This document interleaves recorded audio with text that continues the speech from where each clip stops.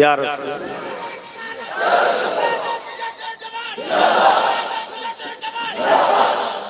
আমার স্লোগানটা দেবেন, বাকিটা ঠিক আছে। আমার স্লোগান, কারণ আমি এমন কিছু মহাপুরুষ হয়ে যায়নি যে নবীর মেম্বারে, নবীর জলসায় আমার স্লোগান দিতে হবে, আল্লাহ নারাজ হয়ে যেতে পারে। এই বিয়াদব, আল্লাহ নবী আজকে দিনে সাহাবা হুজুরদিওকে নিয়ে ওয়াজ করেছিলেন।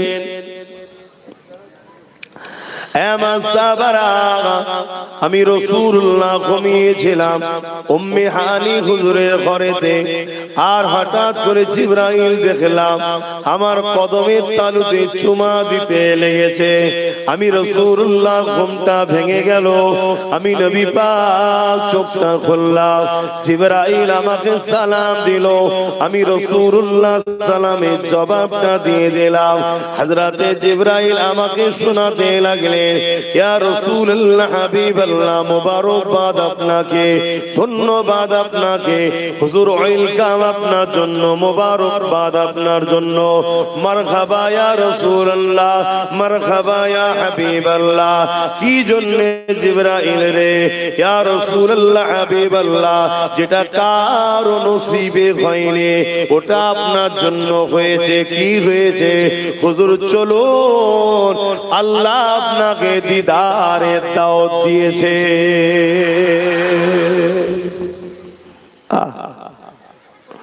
আমরা সেই নবীর গোলাম। কারো আকা যদি একটু ভিআইপি হয়, কারো দুনিয়ার মালিক যদি একটু, মানে ব্যবসা বাণিজ্যের কথা বলছি, এখানে মালিক বলতে অনেক ধরনের মানে হয়। আপনি যার কাছে কাজ করেন সেদিকে ভিআইপি হয়। আপনি সমাজের বুকে কলার তুলে বলে আমি ওর কাছে কাজ করি, কে?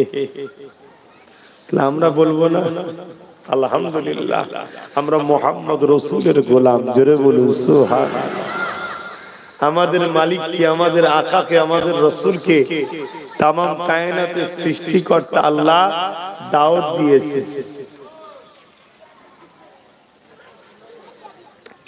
আমি দাওয়াত দিলে আপনারা কি খুশি হবেন না? কথা বলুন। আমাদের বাবাজি দাওয়াত দিয়েছে, আমার ভাই দাওয়াত দিয়েছে, আরে আমি কোথাকারের খেতে যদি খুশি হন, আল্লাহ দাওয়াত দিয়েছে। ভাবতে পারছেন কখনো? এটাকে ভাবতে হবে, আল্লাহ দাওয়াত দিয়েছে। তাহলে যিনি দাওয়াত দিয়েছেন তিনি কত বড় শানওয়ালা, তার তো শানের কোনো শেষ নেই, তিনি মালিক। আর যিনাকে দাওয়াত দিয়েছে, জানায় দাওয়াতটা পেয়েছে, তিনি কে? এই আমার দেশের কিছুদিন, আমার পৃথিবীতে আমেরিকার প্রেসিডেন্ট হলো ডোনাল্ড ট্রাম্প। সবাই অপেক্ষায় ছিল ডোনাল্ড ট্রাম্পের দাওয়াত কে পাবে, দাওয়াত কে পাবে। যারা দাওয়াত পেয়েছে তারা নাকি বলছে ভিআইপি, যা তাদের ভাষায়, দুনিয়াদারের ভাষায়। তো ওর দাওয়াত যদি ভিআইপি হয়, হায় আমার নবী দাওয়াত পেয়েছেন আমার আল্লাহর। আল্লাহ নবী বললেন, সাহাবারা আমি শুনে বড় খুশি হয়ে গেলাম। আমি দ্রুত তৈরি হয়ে গিয়ে বোরাকে উঠতে লাগলাম। বোরাক মাথা লাড়া দিতে লেগেছে, বোরাক মাথা লাড়া দিতে লেগেছে। হযরতে জিবরাইল বলতে লাগলো, বোরাক রে তুমি কি জানো তোমার পিঠে কে উঠতে লেগেছে? বোরাক বলতে লাগলো, জিবরাইল আমি জানি কে আমার পিঠে উঠতে লেগেছে। আল্লাহ যখন আমাদেরকে সৃষ্টি করে, বোরাকটা কি জিনিস এটাও একটু জানা দরকার। জান্নাতীরা জান্নাতে যে ঘুরে বেড়াবে, যে সওয়ারির উপরে চেপে বেড়াবে, ওই সওয়ারিটার নাম হলো বোরাক। ইনশাআল্লাহ আমরাও জান্নাতে যাব, বলুন ইনশাআল্লাহ। আমরা তো জান্নাতে যে চেপে বেড়াবো নাকি? এটার একটুখানি ঘর নয়। এক একজনকে জান্নাত দেবে জমিন আসমান মতো এই বিশাল ফাঁকা জায়গা, এত বড় বড় জান্নাত এক একজনকে আল্লাহ দেবে। জোরে বলুন সুবহানাল্লাহ। বিশ্বাস হচ্ছে? অনেকের মনে হচ্ছে এত জায়গা কোথায় আছে রে বাবা। যিনি এইটা তৈরি করতে পেরেছে তিনি আর তৈরি করতে পারে না? কথা বলছে না তো। যিনি একতলা বাড়ি তৈরি করতে পারে তিনি 100টা তৈরি করতে পারবে না? যিনি একটা ঘর বানাতে পারে তিনি কি 1000টা ঘর বানাতে পারে না? যিনি মানুষে বানাতে পারে, যিনি সৃষ্টিকর্তা তিনি পারে না? আর এই পৃথিবীটা আসমানের কাছে একটা ফুটবলের মতো ছোট। আসমানটা কত বড় জানেন? এই পৃথিবীটা আসমানের কাছে একটা ফুটবলের মতো। আর আমার আল্লাহ এই পৃথিবীর মতো কয়েক lakh crore million billion Galaxy অর্থাৎ এই পৃথিবীর মতো জায়গা তৈরি করে রেখেছে। জোরে বলুন সুবহান। আর জান্নাতে যাবে কজন? বাপ আদমের 1000 ছেলের মধ্যে একজন ছেলে জান্নাতে যাবে।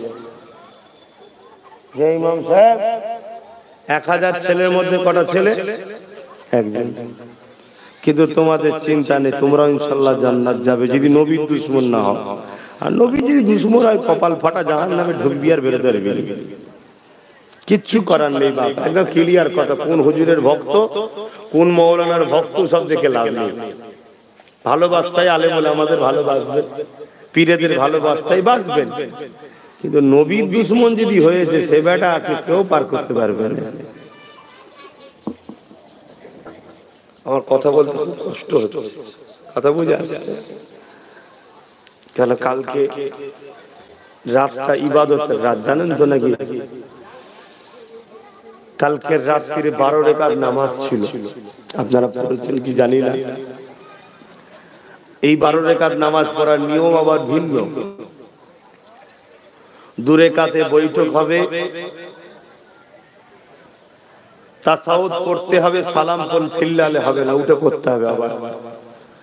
আবার 2 রাকাত পরে বৈঠক হবে, আবার সালাম ফিরলে হবে না, তাসাউদ পরে উঠে পড়তে হবে। আবার 2 রাকাতে বৈঠক হবে, আবার তাসাউদ পড়তে হবে, সালাম ফিরলে উঠতে হবে না, সালাম ফিরালে হবে না, উঠে পড়তে হবে। এইভাবে 2 রাকাত করে বৈঠক, তাসাউদ, 12 রাকাত পরে তাসাউদ, দরুদ, সূরা মাসুরা পড়ে তারপরে সালাম ফিরতে হবে। প্রতিটা রাকাতে সূরা ফাতিহা একটা করে সূরা মিলাতে হবে। আপনি সূরা ইখলাস পড়বেন, সবথেকে উত্তম। এই নামাজ পড়ে নিয়ে তৃতীয় কলেমা 100 বার, আস্তাগফিরুল্লাহ 100 বার, আর দরুদ শরীফ 100 বার পড়ার পরে যেটাই দোয়া চাইবেন, হারাম দোয়া না, বৈধ দোয়া, আল্লাহ সেটাই কবুল করে থাকেন। জোরে বলুন সুবহানাল্লাহ। কালকে ঘরে ফিরেছি রাত 12টায়, তারপরে আল্লাহর হুকুম এই নামাজ আল্লাহ পড়ালেন, পড়ে শুতে করতে অনেকটা রাত হয়ে গেছিল। আবার আজকে রোজা রাখতে হয়, আপনারা জানেন তো নাকি? রাখতে পারেননি আলাদা কথা, ফরজ নয় তো, জোর জবরদস্তি না, প্রেমের ব্যাপার। যদি কেউ না রাখে যে গুনাহ হবে তা না, কথা বুঝে আসছে? প্রেমের ব্যাপার। আজকের দিনে রোজা রাখতে আবার সেহরিতে উঠেছি, সেহরি খেয়েছি, খেয়ে আউয়াল ওয়াক্তে নামাজ পড়েছি ফজরের, পরে ঘুমিয়েছি। আবার উঠে তাড়াহুড়ো করে এই পাশে একটা ছেলে ছিল, সেটা দুয়ার মাহফিল করেছিল সন্তানের করে আপনাদের এখানে এসেছে। কথা বলতে কষ্ট হচ্ছে, কিন্তু তারপর আমি বলবো, কিন্তু আপনারা সেই এখানে জাম করে ফেললেন। আবার সামনে যাবেন না, ভেতর দিকে ঢুকে যান, একটু ঘুম ঘুম লাগছে। চাচা কি হবে? আর তোমরাও তো তকবির টকবির দেবে, সুবহানাল্লাহ বলবে, তা নয় তোমরাও তো আমাকে ঘুম পড়িয়ে দিচ্ছ। দরুদ শরীফ আল্লাহুম্মা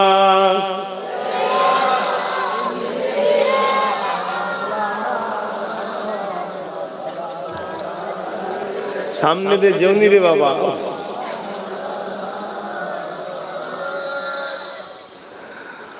বাপেরা, নজওয়ান তরুণেরা যে কথা বলছিলাম, আল্লাহ নবী নূহ নবী সাহাবা হুজুরদেরকে শোনাতে লাগলেন। এ বাবা সাহাবারা পুরা মাতালারা নিতে লেগেছে।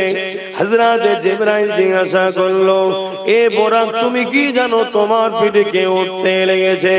বোরাক বলতে লাগলো, আমি জানি, কেননা আল্লাহ যেদিন আমাদেরকে সৃষ্টি করেছে আল্লাহ পাক জানিয়ে দিয়েছিলেন, এ বোরাকরা তোমাদের পিঠে কারো একজনের পিঠে আমার নবী নূহ নবী আমার বন্ধু সওয়ারি হয়ে আমি আল্লাহ আমার দিদারে আসবে।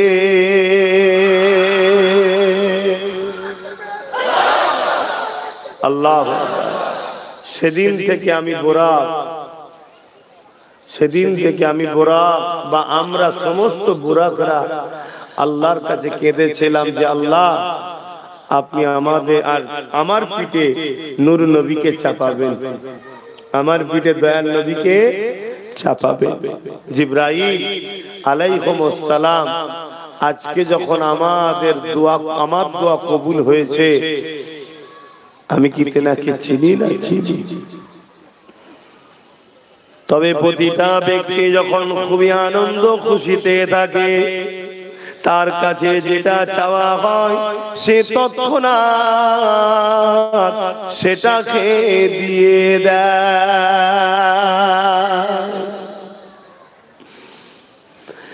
এ জিবরাইল, আল্লাহ নবী আজকে বড় খুশিতে রয়েছে, কেননা নবী আমার আল্লাহ দিদারে যেতে লেগেছে।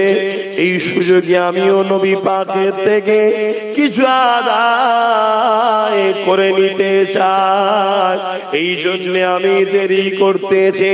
হযরতে জিবরাইল আলাইহিস সালাম বলতে লাগলো, এ বুরাক কি আদায় করে নিতে চাও?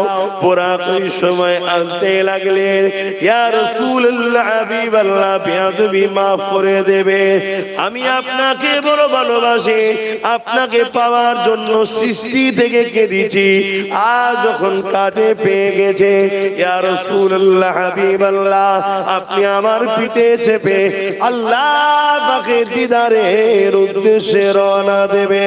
কাল যখন জান্নাতে যাবে অনেক বুরাক রয়েছে, ওই বুরাকে করে জান্নাতে সওয়ারি করা হবে।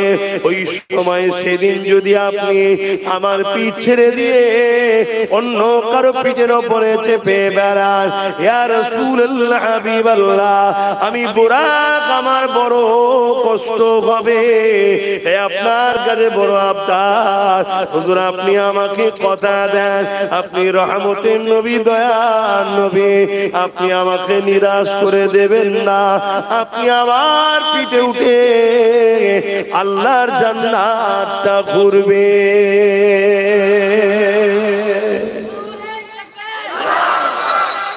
আল্লাহ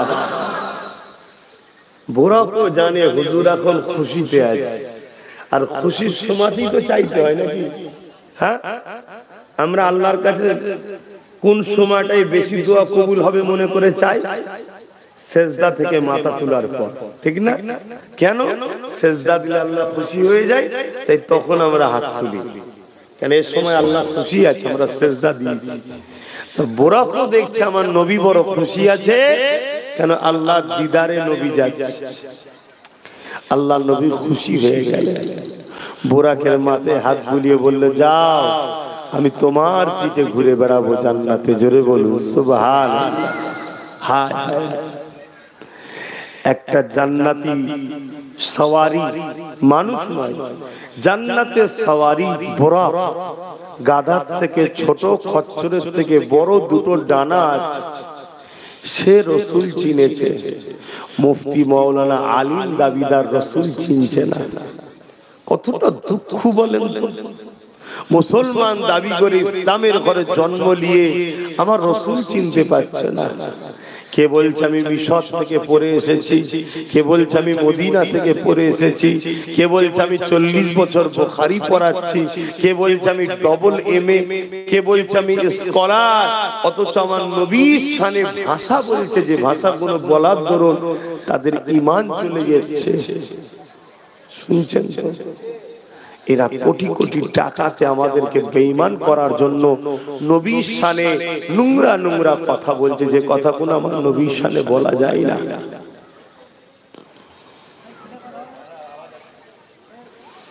আল্লাহ পাক আমার নবী পাককে এত শানওয়ালা করেছে, আল্লাহ পাক আমার নবী পাককে এত সম্মানিত করেছে। আল্লাহ পাক কোরআনের মধ্যে জানিয়ে দিয়েছে, তোমাদের গলার আওয়াজ যদি আমার নবীর গলার আওয়াজের থেকে উঁচুতে উঠে যায়, তোমাদের জিন্দেগির আমলকে আমি আল্লাহ বরবাদ করে জাহান্নামী করে দেব। এ যুবকেরা, কোন মানুষ ধরুন 80 বছর নামাজ পড়েছে, কোন মানুষ ধরুন 80 বার হজ করেছে, কোন মানুষ ধরুন মসজিদ মাদ্রাসা বানিয়েছে, কোন মানুষ ধরুন বুখারী মুসলিম পড়েছে, আলেম মুফতি হয়েছে, কোন মানুষ ধরুন বড় হযরত বড় হুজুর হয়েছে, কিন্তু আমার নবী পাকের গলার আওয়াজের উপরে একবার তার আওয়াজটা চলে গেছে, আল্লাহ পাক তার আমলকে বরবাদ করে জাহান্নামী করে দেবে। কারণ নবীর আওয়াজের উপরে আওয়াজ উঠলে বেয়াদবি হয়ে যায়, আর নবীর সঙ্গে বেয়াদবি করলে গুনাহ হয় না, নবীর সঙ্গে বেয়াদবি করলে বেঈমান কাফের হয়ে যায়। তাই তো মদিনার নববী শরীফে দরজায় লেখা আছে, তোমরা আস্তে কথা বলো, কোরআনের আয়াত লেখা রয়েছে, তোমাদের গলার আওয়াজ যেন নবীর আওয়াজের উপরে উঠে না যায়। কারণ নবী আমার আজ রওজা মোবারকে হাজির হায়াতে আছে।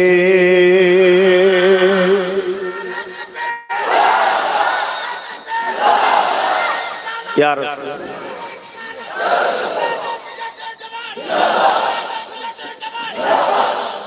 আমার স্লোগানটা দেবেন না, বাকিটা ঠিক আছে। আমার কারণ আমি এমন কিছু মহাপুরুষ হয়ে যায়নি যে নবীর মেম্বারে নবীর জলসায় আমার স্লোগান দিতে হবে, আল্লাহ নারাজ হয়ে যেতে পারে। এই বিয়াদব, তোর স্লোগান হচ্ছিল বলিসনি কেন? তুই কে লাড়ছায় কি বলছিস শুনছো? রাস্তায় ঠিক ছিল, এখানে না। রাস্তায় দিয়েছো, নতুন প্রজন্ম শিখা দরকার, আওলাদে মুজাদ্দিদদের, ওলিয়া আউলিয়াদের, আলেমদের সম্মানকে জানানো দরকার।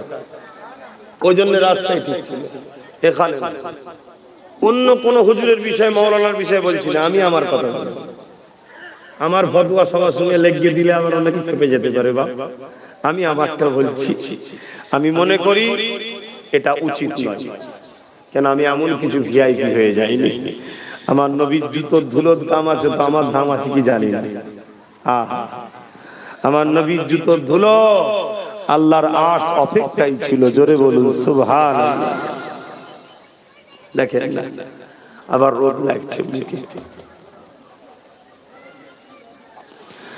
বাপেরা, নওজোয়ান তরুণেরা, নবী পাকের প্রেমিকেরা, আল্লাহ নবী নূহ নবী দয়া নবী বুরাকের পিঠে উঠে গেলেন।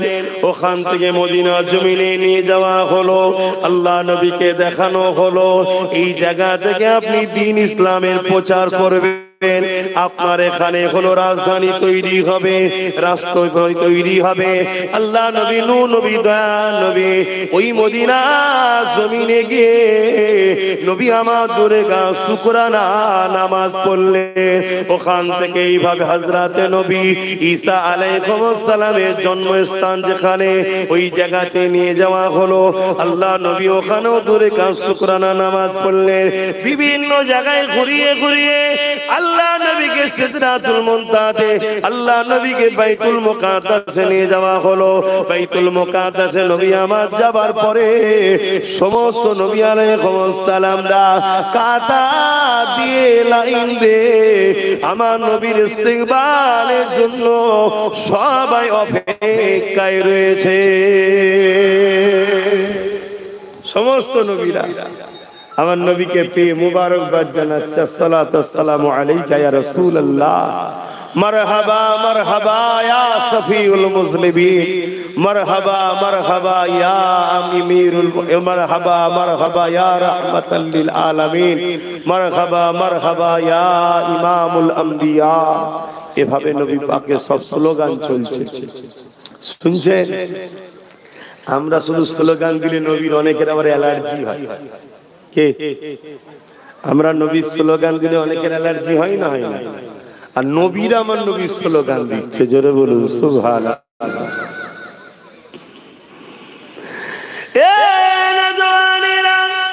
হযরত জিবরাইল আলাইহিস সালাম আযান দিয়ে দিল, মসজিদে আকসায় আযান হয়ে গেল। সমস্ত নবীরা কাতার দিয়ে দাঁড়িয়ে আছে, ইমামতির জায়গা কিন্তু ফাঁকা রয়েছে। কে ইমামতি করবে, কে ইমামতি করবে, কে ইমামতি করবে? হযরত জিবরাইল আলাইহিস সালাম আমার নবী পাকের নূরের হাত মুবারককে ধরে আদবের সঙ্গে আগিয়ে নিয়ে যে ইমামতি জায়গায় দাঁড় করিয়ে দিয়ে বলে, রে ইয়া রাসূলুল্লাহ, আপনি তো ইমামুল আম্বিয়া, নবীদের ইমাম আপনি, আপনি ইমামতি করবে। আল্লাহ নবী ইমামতি করতে শুরু করলে, নবী পাকের ইমামতিতে সাহাবা গমন করে নবী আলাইহিস সালামরা নামাজখানা আদায় করে নিল। আল্লাহ নবী নবী পাকের আলাইহিস সালামরা ওখানে অনেক আলোচনা হয়েছে, ওয়াজ হয়েছে, বক্তব্য হয়েছে। এরপরে নবী পাক প্রথম আসমানে চলে গেলেন, আদম আলাইহিস সালাম সালাম দিতে লাগলেন, দ্বিতীয় আসমানে চলে গেলেন। এইভাবে আসমান যেতে যেতে যেতে সপ্তম আসমানে হযরতে নবী ইব্রাহিম আলাইহিস সালাম আমার নবী পাককে সালাম দিলেন। এই সালাম দিবার পর ওখান থেকে আমার নবী পাক সিদরাতুল মুনতাহায় চলে গেলেন। সিদরাতুল মুনতাহাটা কোন জায়গায়? সিদরাতুল মুনতাহা হলো হযরতে জিবরাইল আলাইহিস সালামের থাকার জায়গা। ওই জায়গায় যখন আমার নবী পৌঁছে গেলেন, ওই জায়গায় পৌঁছাবার পরে হযরতে জিবরাইল পিছু হেঁটে রয়ে গেলেন। আল্লাহ নবী আগে যেতে লাগলে, জিবরাইল আলাইহিস সালাম দাঁড়িয়ে গেলেন। আল্লাহ নবী বলতে লাগলে, হে জিবরাইল, দুনিয়া থেকে নিয়ে প্রতিটা মঞ্জিলে আপনি আমার সাথে এসেছেন। হে জিবরাইল, সিদরাতুল মুনতাহাতে আপনি কেন দাঁড়িয়ে রয়ে গেলেন? হযরতে জিবরাইল আলাইহিস সালাম বলেছেন, ইয়া রাসূলুল্লাহ, হাবিবাল্লাহ, এটাই হলো জিবরাইলের জন্য শেষ সীমানা, এটাই হলো আমার জন্য বর্ডার, এর থেকে আগে যাবার আমার পারমিশন নাই। ইয়া রাসূলুল্লাহ, হাবিবাল্লাহ, এর থেকে যদি এক কদম আগে যায়, আগে যে নূর আছে, ওই নূরের তাজাল্লিতে আমি জিবরাইল পুরে সরকার হয়ে যাব। যে নূরের তাজাল্লিতে তুর পাহাড় পুড়ে গিয়েছিল, মুসা নবী অজ্ঞান হয়ে গিয়েছিল। ইয়া রাসূলুল্লাহ, হাবিবাল্লাহ, এর থেকে আগে যাবার আমার কোনো উপায় নাই, আমি পুরে সরকার হয়ে যাব। আল্লাহ নবী বলেছেন, জিবরাইল রে, আগে নূর রয়েছে, জি হুজুর রয়েছে, ওই নূরে তুমি পুরে যাবে, যে হুজুর পুরে যাব। আল্লাহ নবী বলতে লাগলেন, জিবরাইল, তুমিও তো নূরের তৈরি, আগেও নূর রয়েছে। আল্লাহ নবী বলে, জিবরাইল বলেছিলেন, ইয়া রাসূলুল্লাহ, হাবিবাল্লাহ, অবশ্যই ফেরেশতারাও নূরের তৈরি, আমিও নূরের তৈরি, কিন্তু আগে যে নূর রয়েছে, ওই নূরের তাজাল্লিকে সহ্য করার মতো ক্ষমতা কারো নাই, কোনো ফেরেশতার নাই, আমি জিবরাইলও নাই। ওই নূরের তাজাল্লিকে সহ্য করার ক্ষমতা আল্লাহ একটাই নূরকে দিয়েছে, ওই নূর হলো আপনি মুহাম্মাদুর রাসূল। আরো জোরে বলুন সুবহান।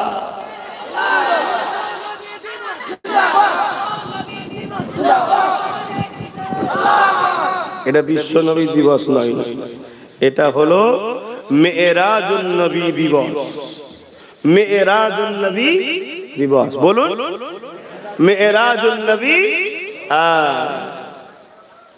আমরা সিরাতুন নবীও করি, মিলাদুন নবীও করি, মেরাজুন নবী করি, নূরুন নবী করি, হায়াতুন নবী করি, শাফাআতুন নবী করি, খাতমে নবুয়াতের আলোচনা করি, আমার নবী সবটাই আমরা বয়ান করি। কিন্তু বাকি 72 কি করে? নবী শুধু সিরাত করে। শুনছেন তো নাকি? এই মেরাজুন নবীর আলোচনা করতে চাই না কেন? মেরাজুন নবীর আলোচনা করতে গেলে নবীকে নূর মানতে হবে। মেরাজুন নবীর আলোচনা করতে গেলে নবীর হায়াতুন নবী স্বীকার করতে হবে। তাহলে যারা নবীকে মরা শিখায়, তাহলে মেরাজুন নবীর আলোচনা করবে? আমরা নবীকে হায়াতুন নবী মানি, কি মানেন না? মানেন? শুধু আমার নবী হায়াতুন নবী, সব নবীর হায়াতুন নবী, জোরে বলুন সুবহানাল্লাহ। আর আমার নবী হলো সব নবীদের নবী, আমার নবী সশরীরে রওজা মুবারকে রয়েছে, জোরে বলুন সুবহানাল্লাহ।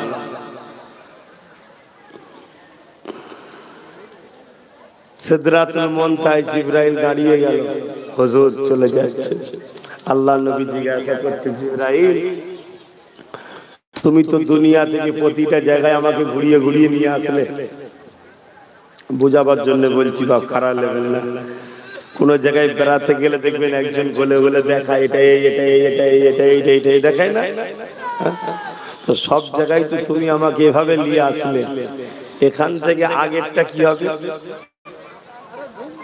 আগে কত রাস্তা আছে, কি আছে না আছে, কি বলবে কে পারে?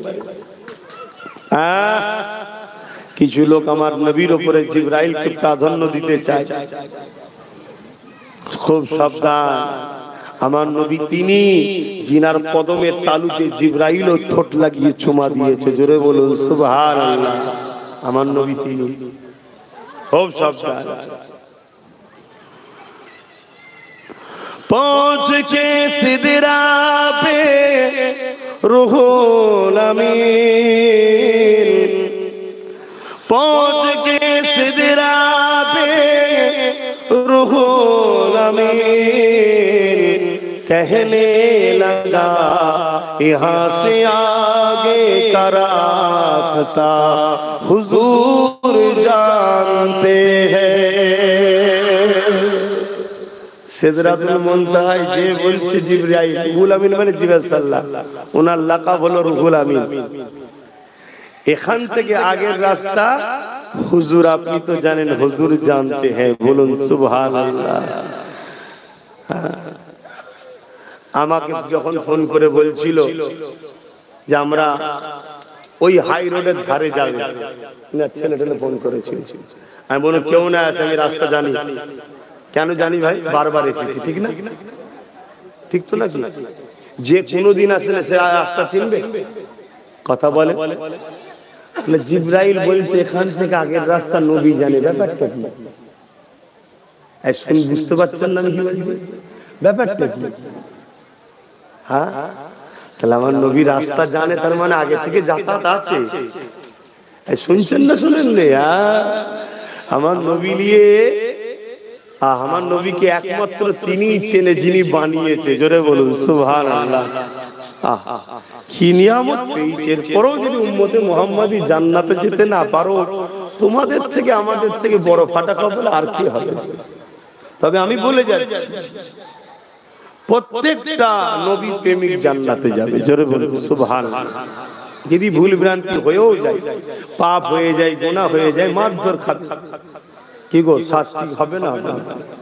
অন্যায় করলে শাস্তি হয় না, দুনিয়াতে জেল হয় না, কিন্তু সবার জেল সমান হয়। যে যেমন পাপ করে তার ততদিনের জেল হয়, কিন্তু খেটে যাওয়ার পর আবার বেরিয়ে চলে আসে।